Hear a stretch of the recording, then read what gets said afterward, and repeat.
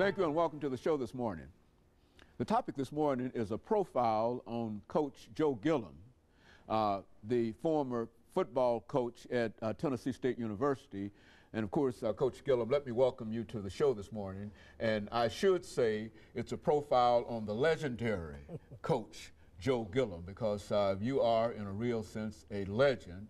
And one of the reasons we wanted to have you on this show today was to talk about Joe Gilliam and the legend that has built up around Coach Joe Gilliam. And let's start off by doing that, Coach, by having you to talk about something that I know that you love quite dear, and that's Tennessee State University, and talk about coming to Tennessee State University, and then we'll develop it out with other things later on. Well, John Merritt and I were at Jackson State College, Jackson, Mississippi, and we were just finishing up back-to-back Black National Championship football teams. So we were an attractive candidate for Dr. Davis, at the time, the president of Tennessee A&I, it was called then. So he, through Homer Wheaton, he contacts us and asks us to meet him in Canton, Mississippi. Well, we were still employed at Jackson, and so we met him there in Canton, Mississippi, and he said he wanted us to come here. He wanted us to be, because he thought he and I needed a football change. So we talked extensively for a day, and then Mary and I went back to Jackson, then we came back up the next day and we talked, and Dr. Davis made us, at the time, an offer that we could not refuse, as the saying goes. And so we came to here. What we had to do at the time was, it was just Merritt and I, but I thought that it was imperative that Coach Coleman be with us. And at the time, Merritt was not of the same mind. And so with our discussions, I finally convinced Merritt that we absolutely had to have Alvin Coleman with us. And so he ultimately relented. And so the three families came from Jackson in the summer of 1963 to Tennessee A&I. Everything that you could imagine at the time that a president could do for coaches and their families, Dr. Davis did for us.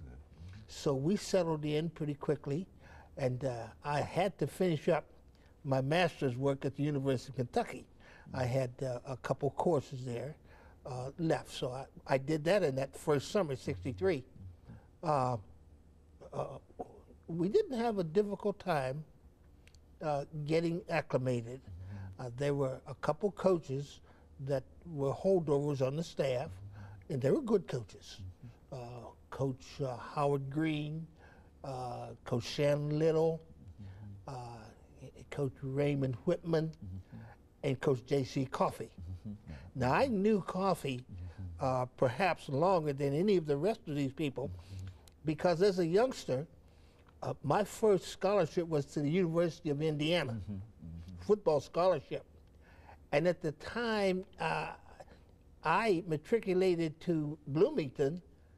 Coffey was a student assistant for our head football coach, Bo McMillan.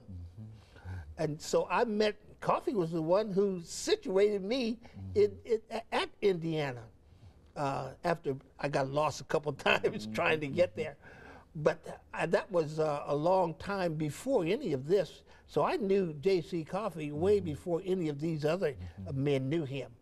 And we had a national championship team there in Indiana, the only football national championship that Indiana ever had. As a matter of fact, as we look back in history, Indiana University in a game, and I forget now, see, because this is 1945, I forget now exactly who we were playing, but we fielded the first all-black backfield. George Talafaro was our tailback. I was a quarterback. and the youngster from Michigan named Buckner, whose son later on played basketball there at Indiana, Buckner, he was our fullback, and the fellow from New Jersey named Mel Grooms was the tailback. So it was the first all-black backfield that played in a game in the Big Ten. Of course, history kind of loses that. But we started, Merritt and I and Coleman started at Tennessee State. Good. And Coach, let us take this first commercial break at this point, and then we'll be back with our audience following this very, very short commercial break.